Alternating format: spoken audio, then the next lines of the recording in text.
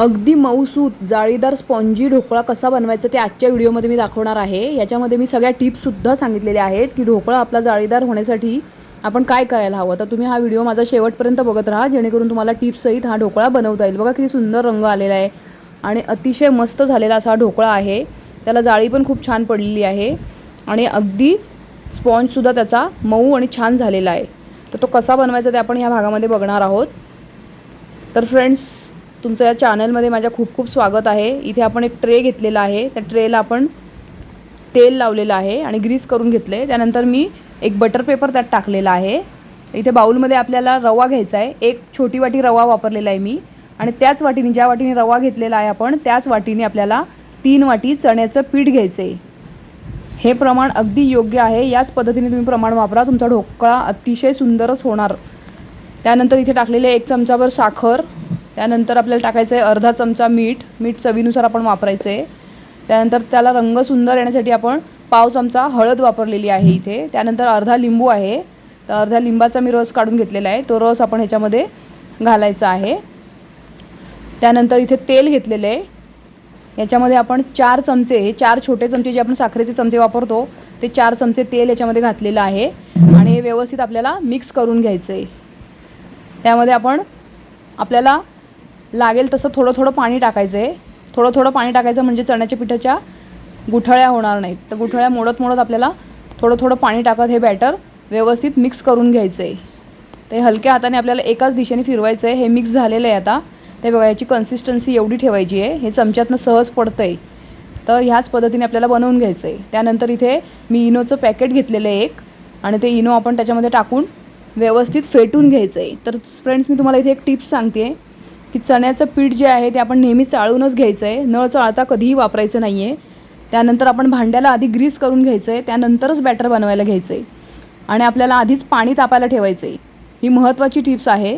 आपण आधी पाणी उकळायला ठेवायचं आहे। सगळी सेटिंग करून घेतल्यानंतर आपलं जेव्हा बॅटर तयार होईल तर पाणी तापल्यानंतरच आपल्याला इथे इनो टाकायचा आहे। इनो टाकला की आपण आधीच ग्रीस करून ठेवलेल्या भांड्यामध्ये लगेचच आपल्याला ते बॅटर ओतायचं आहे।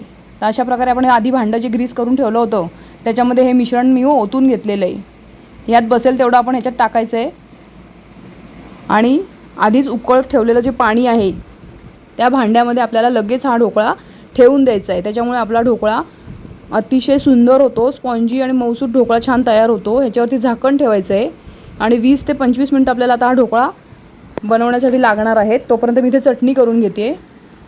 तर बघा इथे मी खोबरं घेतलेलं आहे, अर्धी वाटी खोबरं, 3 ते 4 चमचे डाळ्या घेतलेल्या आहेत, त्यानंतर थोडासा कढीपत्ता, कोथिंबीर, 2 मिरच्या, अर्धा चमचा जिरे, त्यानंतर याच्यामध्ये साखर टाकायची आहे पाव चमचा, त्यानंतर मीठ आपण चवीनुसार वापरायचं आहे आणि हे मिक्सरच्या भांड्यामध्ये आपण छान बारीक करून घेणार आहोत। त्यानंतर आपल्याला पाणी टाकून चटणी वाटून घ्यायची। तर अशा प्रकारे ही चटणी आपली तयार झालेली आहे। इथे आपण सॉससुद्धा वापरू शकतो। इथे मी फोडणीसाठी एक भांडं ठेवलेलं आहे, तर ढोकळा वाफत ठेवलेला आहे, तोपर्यंत आपल्याला इथे फोडणी करून घ्यायची आहे। त्याच्यामध्ये 2 चमचे तेल टाकलं होतं, त्यात राई, कढीपत्ता आणि मिरच्या, सुक्या मिरच्या टाकलेल्या आहेत लाल। त्यानंतर इथे साखरेमध्ये पाणी टाकून घेतलं आहे, 4 चमचे साखर घेतलेली आहे आणि त्यात पाणी टाकून आपण ते सुद्धा त्याच्यामध्ये फोडणीमध्ये ओतायचं आहे, साखरेचं गोड पाणी। तर इथे बघू शकता किती सुंदर ढोकळा तयार झालेला आहे। 25 मिनटं झाली होती, 10 मिनटं आपण मोठ्या गॅसवर ठेवायचं आहे आणि नंतर 10 ते 12 मिनटं आपण बारीक गॅसवरती हा ढोकळा वाफत ठेवायचा आहे। परफेक्ट ढोकळा तयार होतो। हे बघा सुरीला अजिबात चिकटत नाही आहे, म्हणजे हा व्यवस्थित ढोकळा शिजलेला आहे। तर अशा प्रकारे आपण ह्याला हव्या त्या आकारामध्ये कट करून घ्यायचा आहे। खूपच सुंदर ढोकळा तयार झालेला आहे। फ्रेंड्स, तुम्ही माझ्या चॅनलवर नवीन असाल तर माझ्या चॅनलला नक्की सबस्क्राईब करा, व्हिडिओला शेअर करा, तुम्हाला जर आवडला असेल तर लाईक करायला विसरू नका। हे बघा अशा प्रकारे मी इथे कट करून घेतलेलं आहे। त्यानंतर जे फोडणीचं आपण पाणी तयार करून घेतलं होतं ते आपण याच्यावर टाकलं आहे, कोथिंबीर टाकली आहे। तर इथे तुम्ही बघू शकता अतिशय स्पॉन्जी ढोकळा तयार झालेला आहे। याला जाळीसुद्धा खूप सुंदर पडलेली आहे, चवीलासुद्धा खूप छान लागतो। याचं परफेक्ट प्रमाण मी इथे सांगितलेलं आहे। तर याच प्रमाणात तुम्ही ढोकळा नक्की ट्राय करा आणि तुम्हालाही ढोकळा जमला आहे की नाही ते सुद्धा मला कमेंट करून कळवायला विसरू नका। तर इथे आपण आता एक प्लेट घेतलेली आहे, याच्यात आपल्याला सर्विंग करून घ्यायचं आहे। हे बघा अशा प्रकारे आपण तयार आहे आपला सुंदरसा जाळीदार ढोकळा।